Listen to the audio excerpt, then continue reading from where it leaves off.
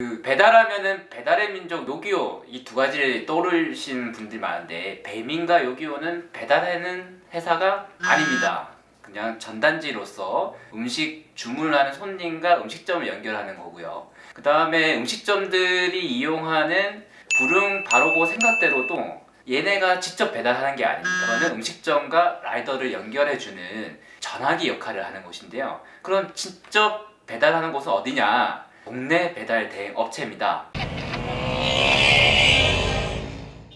소비자들은 잘 모르는 동네 배달 대행 업체 사장님을 모시고 동네 배달 대행 업체가 뭐 하는 곳인지 어떤 역할을 하는 곳인지를 한번 알아보도록 하겠습니다. 우선 동네 배달 대행 업체 뭐 하는 곳이? 말 그대로 그냥 배달을 해주는 곳입니다. 자, 근데 여기서 중요한 거는 배달을 어떻게 해주냐. 자, 분명히 누군가의 상표를 붙이고 배달을 해줍니다. 하지만 그 상표는 그분들의 독자적인 것이고 저희는 현장에서 그냥 배달만 한다. 그 상표를 떼도 그만, 안 떼도 그만이지만 붙이고 그냥 배달만 해주는 곳이다. 여기서 말하는 상표라고 하는 거는 프로그램사를 맞습니다. 말씀하는 거죠. 예. 프로그램사는 부릉 바로고 생각대로 같은 거. 기타 등등 좀 있긴 기타 하죠. 등등까지. 예. 그러면은 배달 대행 업체가 생긴 이유가 어떤 걸까요? 자, 첫 번째로 저는 일단은 배달대행이 처음에 시작할 때, 그러니까 이제 모든 분들이 배달대행이 뭐야라고 할 때부터 시작을 했기 때문에 더 잘하는 거는 배달대행이 생긴 이유는 딱 하나입니다. 직원을 고용하는 것보다 외주 업체에서 돈을 주고 편하게 쓸 수 있는, 그러니까 서로 편의를 위해서 만들어진 게 배달대행입니다. 근데 이거는 뭐냐, 직원을 줬을 때는 4대 보험, 실질적으로 밥도 먹여주셔야 되고 오토바이 기름값 보험을 넣어야 됩니다. 근데 대행을 쓰게 되면 건바이 건이기 때문에 식사를 제공을 안 해도 되지만 보험을 안 들어도 되고 오토바이를 지급을 안 해도 되기 때문에 배달 대행이 탄생을 한 겁니다. 이 배달 대행 업체를 차리고 나면 예. 그 업체 사장님의 수익은 어떻게 가져가시는 거예요? 가맹점에서 받는 사장의 수수료, 기사님들한테 받는 사장의 수수료, 이걸 최우선시했습니다. 그러면은 음식점한테 받는 수수료가 있고 네. 그다음에 배달 대행 기사가 받는 배달료에서 수수료를 가져가는 거예요. 그렇죠. 그러니까 콜당 받는 방법도 있을 거고 예. 아니면 한 50콜 정도면은 한 월 정액으로 받는 방법도 있을 거고 그렇죠. 그거는 각각 프로그램이라든지 가격표를 짜기에 따라 다르다라고 네. 보시면 되거든요. 그렇죠. 그러면 기사들이 업체 사장한테 주는 거는 한 몇백 원 수준인 거예요? 건다? 그렇죠. 그 당시 때도 정해져 있던 거는 300원, 500원 정도? 이게 이제 거진 불문율이었어요. 예. 그 이상을 드린다는 것도 말도 안 됐지만은 네. 그냥 누구나 다 그렇게 하고 있기 때문에 네. 300원에서 500원. 그러면은 많은 분들이 동네 배달 대행 업체에 돈이 된다 생각해서 뛰어들었을 것 같은데 예. 배달 대행 업체 차리려면 어떻게 해야 돼요? 뭘 준비해야 되죠? 자, 일단은 과정이 중요하다고 생각을 해요. 네. 그분들이 왜 뛰어들었냐? 그분들을 다 개각기를 보시면 아시면 다 기사님이셨어요. 처음부터 사장을 하셨던 분들이 아니라 배달 대행에서 밑에서 기사님으로 일을 하시다가 자, 사장을 하시는 분들이 진짜 제가 알기로도 95% 정도 되십니다. 근데 그분들이 왜 하시냐면 돈이 되거든. 이게 보니까 가맹점에서 나오는 수익도 가맹점에서 얘기를 해주고 네. 그리고 기사님들한테 받아가는 수익도 대충 나오기 때문에 네. 대행을 차려서 내가 사람을 몇 명만 있어도 돈이 되겠다. 그렇게 해서 차리신 분들이 많죠. 뭐냐? 사업자만 내면 되고 실질적으로 사업자를 안 내도 가능합니다. 그러면은 네. 사업자를 내면은 누구나 할 수 있고 그렇죠. 안 내더라도 할 수 있습니다. 그냥 그러면 이거에 대한 단속이라든지 제재가 아무것도 없는 건가요? 단속 제재가 전혀 없다 보니까 지금 현재 이 많은 수많은 대행들이 생기는 거라고 생각하고 있습니다.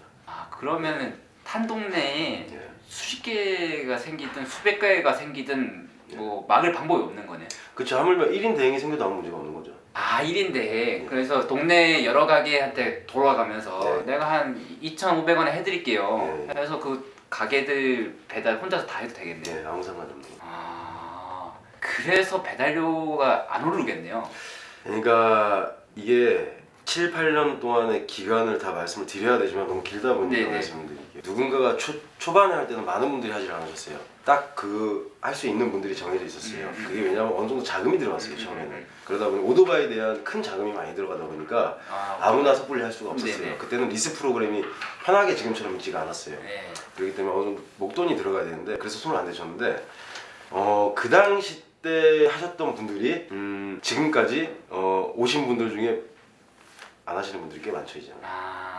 예, 왜냐면은 그분들이 가격을 낮추는 건 왜 낮추냐? 이제는 리스 프로그램 같은 게 실질적으로 되게 활성화가 많이 돼 있어요. 네. 센터에서도 많이 해주고 네. 뭐 기사님들에 대한 무슨 이런 저런 부분 할 수 있는 게 되게 편해졌어요. 음. 그러다 보니까 알바청 광고도 올리고 음. 벼룩시장에 광고도 하기도 되게 수월해졌죠. 네. 예전에는 그런 게 없었거든요. 그러다 보니까 그분들이 그냥 편하게 되게 차릴 수 있는 진짜 그런 거예요 이제는. 아 그러면은 네. 오토바이 예전에는 오토바이 직접 사가지고 그렇죠. 빌려줬는데 보험을 내려 넣어서 네, 보험을 넣어서 그러면 돈이 보험이라든지 이런 것들이 많이 드는데 네. 이제는 대행업체 사장님이 리스해가지고 기사한테 리스를 받으면 되니까 그렇죠. 그런 위험이 없이 네. 혹은 자본금이 없이 차릴 수 있다 네. 심지어 그래서 아무나 차릴 수 있다라는 거예요. 그래서 단가가 평준화가 안 되고 내려가는 이유가 그거예요. 계속 예. 경쟁자가 많으니까 예. 사장님 내가 2,500원 해드릴게요. 예. 그럼 다음날 2,400원 해드릴게요. 예. 이렇게 돼서 그렇죠. 알겠습니다. 근데 이렇게 아무나 할 수 있으면은 불법적이거나 좀 악덕 사장 같은 분들이 많은 것 같은데 심지어 조폭 요르설 어떤 지역 같은 경우는 뒤에 조폭이 있다 이런 얘기까지도 오고 사람들이 되게 인상이 안 좋거든요. 네. 동네 배달 대행업체 사장들에 대한. 예 맞습니다. 그러면은 좀 이런 업체는 좀 피해라. 네. 악덕 사장 중에도 분명히 있을 거 아닙니까? 네. 이런 업체는 좀 피해야 된다.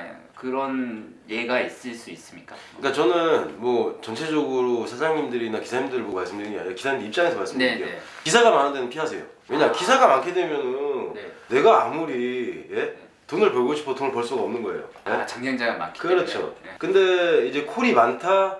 콜이 100콜이 나오지만 기사가 2명밖에 없어. 그럼 50콜 탈 수 있는 거예요. 네, 네, 그렇죠. 그러니까 그런 걸 보시면 된다고 생각을 해요. 기사 이제 첫 겉모습을 보시거든요. 네. 가시면 이제 뭐 브랜드를 달고 네. 이제 우리가 일명 말하는 그 네.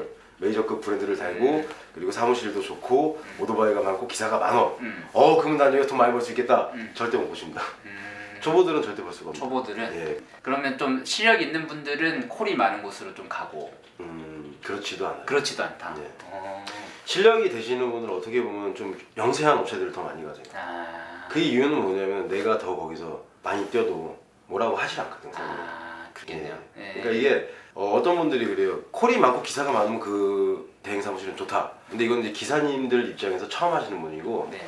일단은 또 햄버거 우리가 말하는 일명 말하는 B2B 아, 예, 햄버거. 네. 네. 좋죠. B2B가 많은 데를 들어가시는 걸 추천을 드려요 저는 개인적으로. 네. 네. 대신 그건 아셔야 돼요. 그 B2B라는 브랜드는 개인 게 아닙니다. 그거는 개인 사장님이 계시지만 그 본사 겁니다. 예를 들어서 부르면 바로 생각대로 네. 같은 곳에서 B2B 기업 간 거래. 네. 제가 그 햄버거 배달을 해봐서 아는데 네. 1.5km 미만 네. 단거리 콜들이 많기 때문에 네. 5개든 6개든 그렇죠. 충분히 한 30분, 40분 내에 칠 수 있습니다. 네. 추가적으로 제가 제 기준으로 배달 대행 업체들 이런 곳은 피해라라고 하는 곳은 가자마자 이제 산재 적용 제외 신청서 받는 곳이라든지 네, 혹은 계약서도 안 쓰는 곳 네. 그다음에 계약서 잠깐 보여줬다가 가져가는 곳 네. 이런 곳은 피하시는 게 상책이다 이런 말씀을 꼭 드리고 싶습니다. 네. 이 정도의 기본은 지키는 게 좋을 것 같고요. 배달 대행 업체에서도 어느 정도 규제가 좀 필요하겠네요.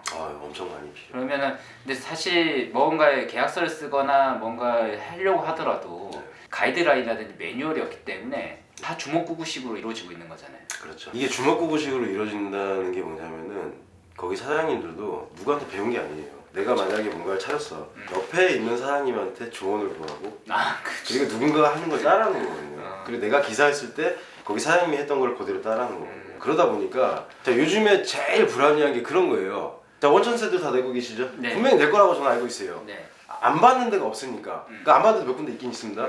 근데 그 원천세는 정말 기사님들이 인건비 신고로 들어가는 게 맞는 거예요. 네. 근데 어떤 분이 그래, 나는 인건비 신고 들어가면 안 된다. 그리고 나는 이러면 안 된다. 네. 그렇기 때문에 약점이죠 한마디로. 네. 그러니까 그걸 이용하시는 사장님들도 엄청 많으시다고 생각해요. 저는 개인적으로.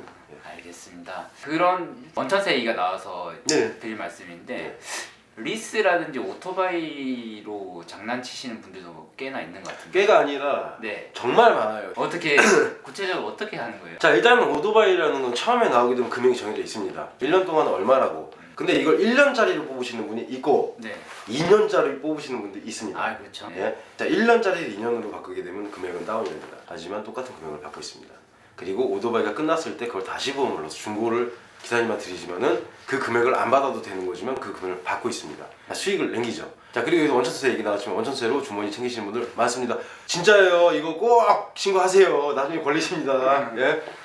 알겠습니다. 네, 그런 업체들이 있다고 하면 라이더 유니온에 제보를 주시면은 같이 해결할 수 있도록 하겠습니다. 오늘은 배달 대행 업체에 대해서 이야기 들어봤는데요. 정말 고쳐야 될 것도 바꿔야 될 것도 많은 것 같습니다. 앞으로 라이더 유니온과 배달 형제들이 그런 표준 배달 대행 업체 표준을 만드는데 함께 하도록 하겠습니다. 열심히 하겠습니다. 고맙습니다. 네, 고맙습니다.